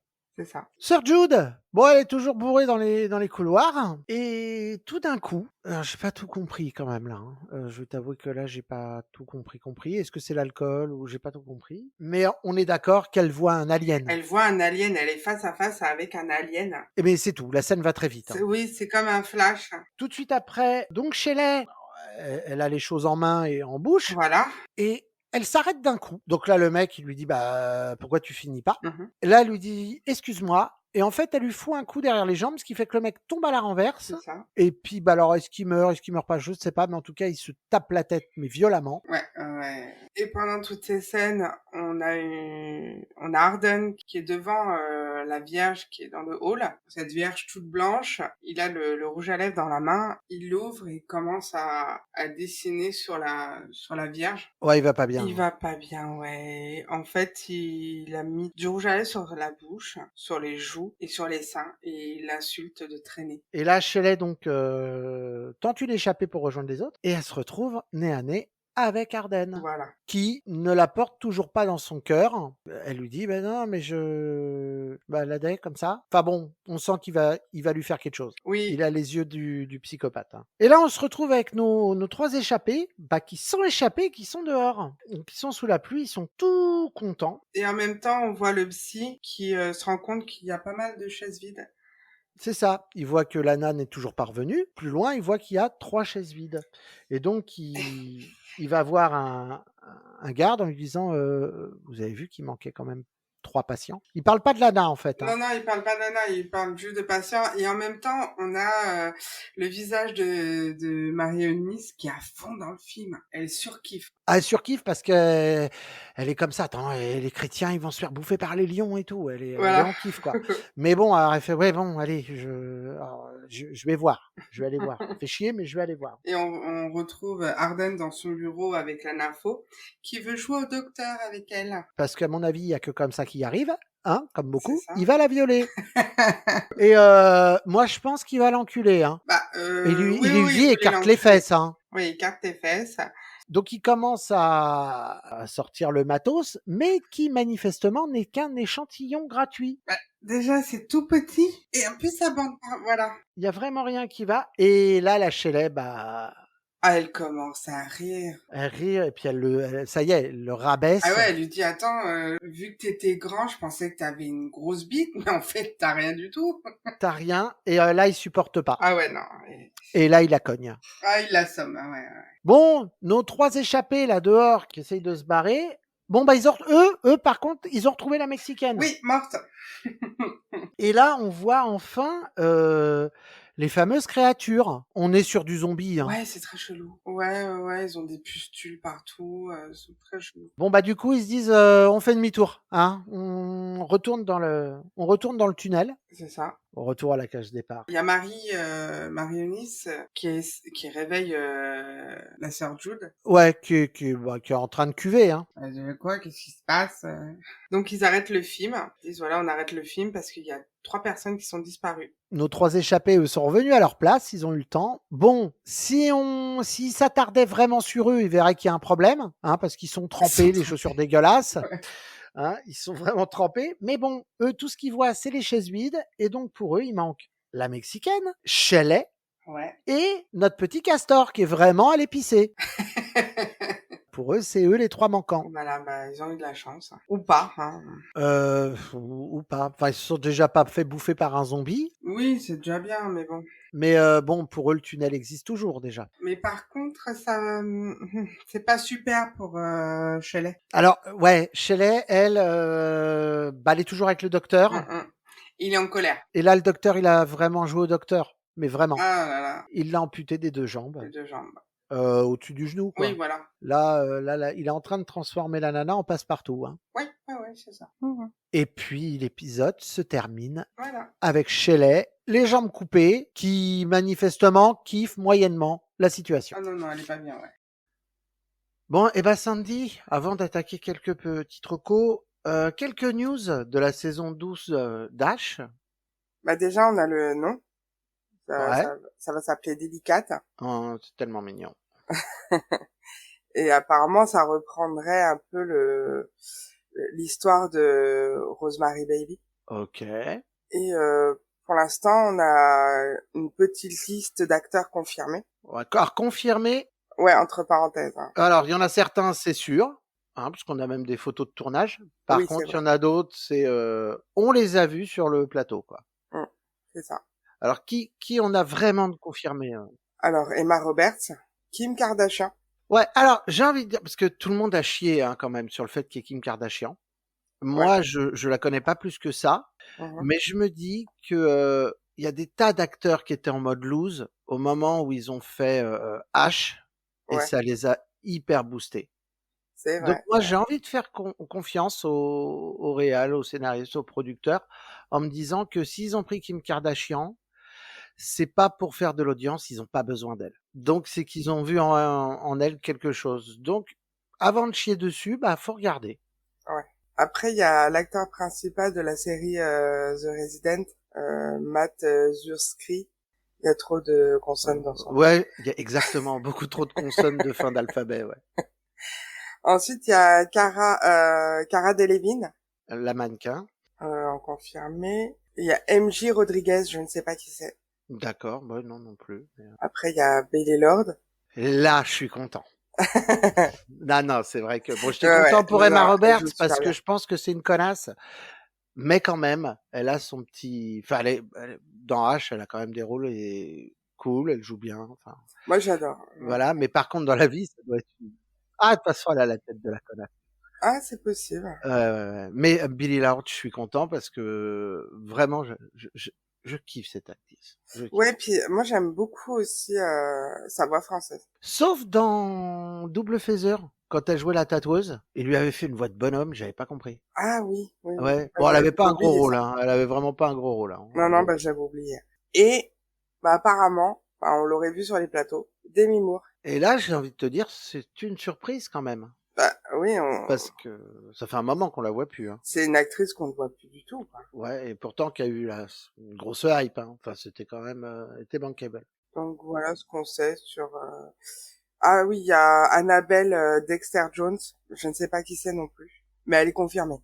Ok, bah, je suis hyper content parce que je me suis dit, mais il manquerait pas Annabelle Dexter-Jones, je ne sais pas qui c'est. Ah putain, je sais pas du tout qui c'est. Il y a même pas de photo alors. Non, bah on apprendra à la découvrir. Ah oui, il va avoir des bonnes surprises. Exactement. Pour l'instant, j'en ai. Mais, moi, en 11 saisons, bah j'ai pas eu de mauvaise surprise. Il y a eu du bon, du moins bon, mais j'ai jamais été déçu. Même dans le spin-off. Hein. Ouais. Et le tournage a débuté le 23 avril à New York. Ouais, et bon, il est un peu en stand-by à cause de la grève des scénaristes. Oui. Enfin bon, comme plein de films et séries. C'est ça. Bon, Sandy, des petits recos à nous recommander? Oui. Eh ben, allons-y. Really?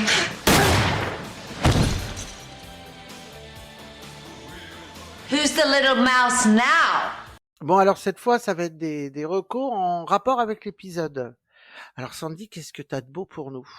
Alors j'ai 2 films à vous recommander.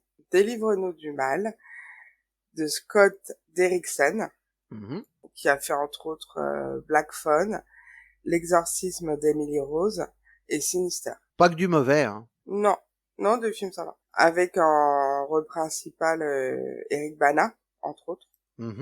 Et c'est basé sur un livre non fictionnel, Beware the Night. Ouais. Et en fait, ça raconterait le témoignage d'un vétéran qui raconte son histoire personnelle durant laquelle il serait présent de cas de possession démoniaque. Et suite à tout ça, il serait converti à la foi catholique. Alors c'est un film un peu plus comment dire ça, un petit peu moins grand public hein, que Sinister, que L'exorcisme d'Emily Rose. Enfin quand je dis grand public, c'est que c'est un moins blockbuster de l'horreur quand même. Oui, c'est vrai. Mais moi j'ai trouvé vraiment pas mal. En fait, l'histoire ça se passe à New York, c'est un policier qui est poursuivi par un démon. Et le démon aurait pris possession d'un marine durant une intervention en Irak. Et c'est hyper... Enfin, je trouve ça assez sombre. Il pleut tout le temps, mais c'est super sympa. Très bien, super. Et pour le deuxième film, je vous recommande L'exorcisme d'Emily Rose, toujours du même réel, avec Jennifer Carpenter, qu'on a pu voir dans Dexter. Bah, c'est sa sœur, ouais. Et l'histoire est basée aussi sur une histoire vraie d'Annelise Michel, une jeune Allemande dans les années 70. Où d'ailleurs on peut retrouver des audios de son exorcisme. Dans le film, oui. Ouais, et on entend à la voix que la gamine fumait beaucoup trop. C'est ça.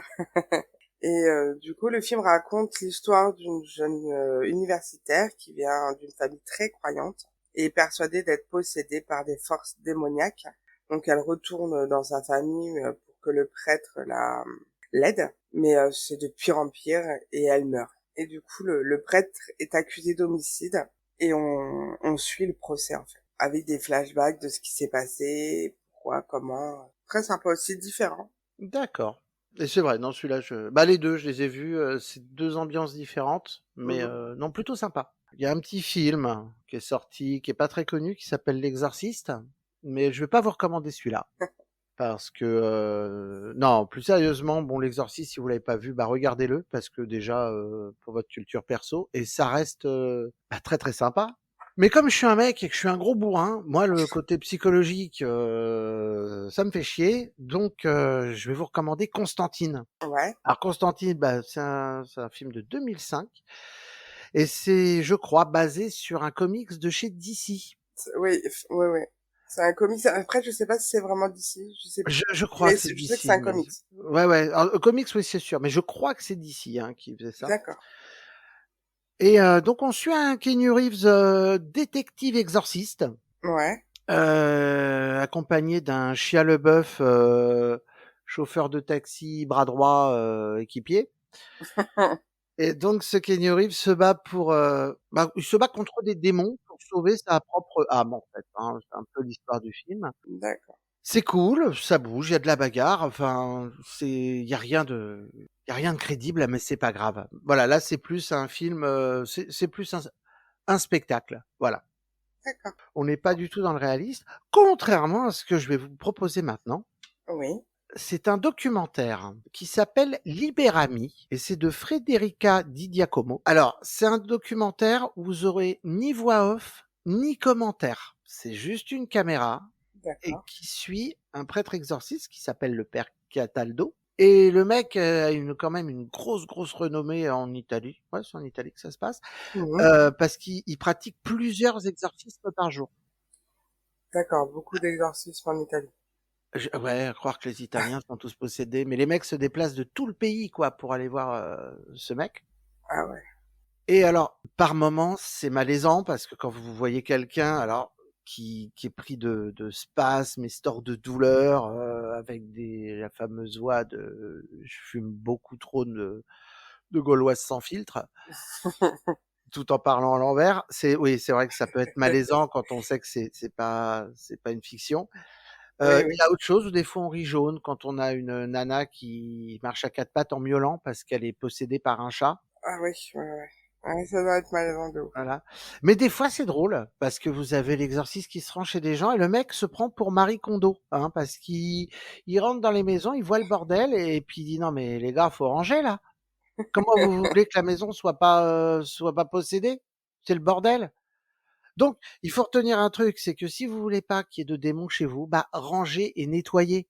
Déjà, c'est parce que c'est la base, hein. Déjà, la base, ouais. Hein, la base. Et pour votre santé, votre morale et tout, mais aussi pour les démons. Eh oui. Personne veut des démons chez soi. Bah, c'est ça. Donc, putain, c'est un coup de balai, putain. Enfin bref. Non, c'est un docu qui est très très cool. Je sais pas. Moi, je l'ai vu il y a 2-3 ans. Je sais pas comment le trouver. Vous démerdez. Peut-être qu'il est sur YouTube. J'en sais rien. Et pour finir, si vous avez pas vu L'Exorciste, comme je l'ai dit, allez le voir. Mais si vous l'avez vu et que vous avez kiffé, vous avez son réalisateur, William Friedkin, qui a sorti un documentaire qui s'appelle The Devil and Father Amorth, où il filme un véritable exorcisme fait par le père Amorth. Donc là, il interviewe les prêtres, mais aussi des possédés, enfin des gens qui se disent possédés. C'est un peu moins sérieux que le premier documentaire. mais ça reste plutôt sympa à voir, surtout pour sa culture personnelle. D'accord, je savais même pas qu'il avait fait un docu. Ouais, bah, alors celui-là, je crois qu'il est encore dispo sur Netflix. D'accord. Je pense que c'est un bon complément du film Exorciste, en fait. Et puis voilà, c'est tout pour moi. Ok. Après ces petites recos basées sur les exorcismes, il nous reste plus qu'à vous dire au revoir. Vous pouvez nous retrouver sur les réseaux sociaux. Alors j'ai envie de vous dire, surtout sur Instagram, hein, c'est là que Sandy veille sur son perchoir. Carrément. Carrément. Elle vous surveille. Voilà. Vous pouvez aussi nous retrouver sur Discord. Si vous passez, on vous fera sûrement un petit coucou. Et puis, plus qu'à vous dire à très bientôt et vous faire des bisous. Des bisous.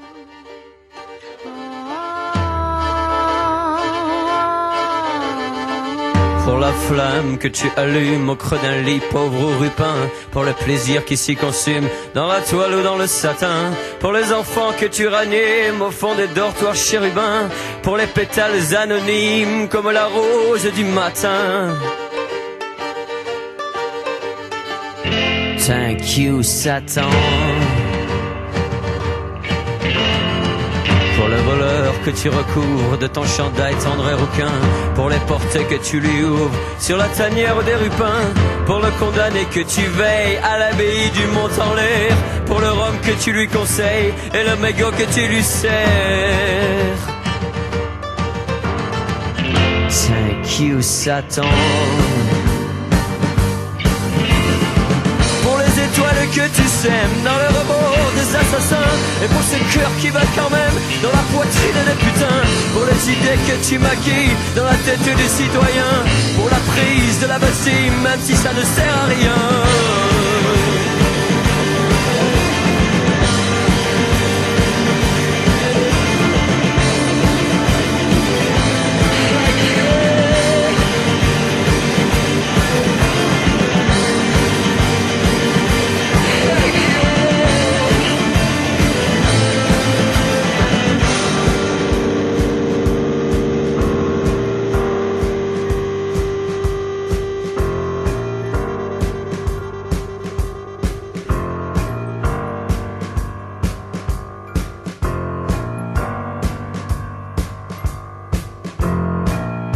Le prêtre qui s'exaspère à retrouver le 12 agneaux. Pour le pinard élémentaire qu'il prend pour du château Margaux. Pour l'anarchiste à qui tu donnes les deux couleurs de ton pays. Le rouge pour naître à Barcelone, le noir pour mourir à Paris. Thank you Satan. Thank you Satan. Pour la sépulture anonyme que tu fis à Monsieur Mozart, sans croire ni rien sauf pour la frime, un chien croque-mort du hasard. Pour les poètes que tu glisses au chevet des adolescents, quand poussent dans l'ombre complice des fleurs du mal de 17 ans. Pour les péchés que tu fais naître au sein des plus raides vertus. Et pour la nuit qui va paraître au coin du lit où tu n'es plus. Pour les ballons que tu fais pète dans l'après comme des moutons. Pour ton honneur à ne paraître jamais dans la télévision.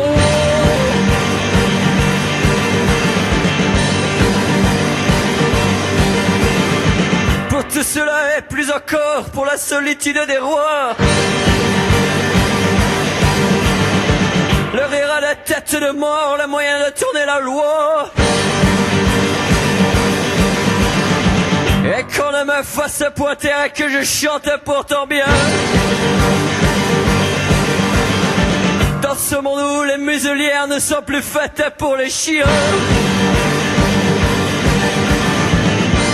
Thank you, Satan. You are the Birdman.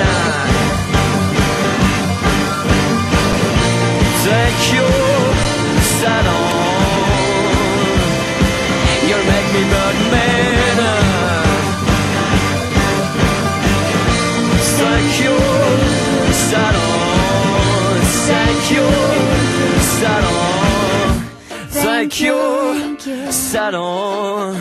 Thank you.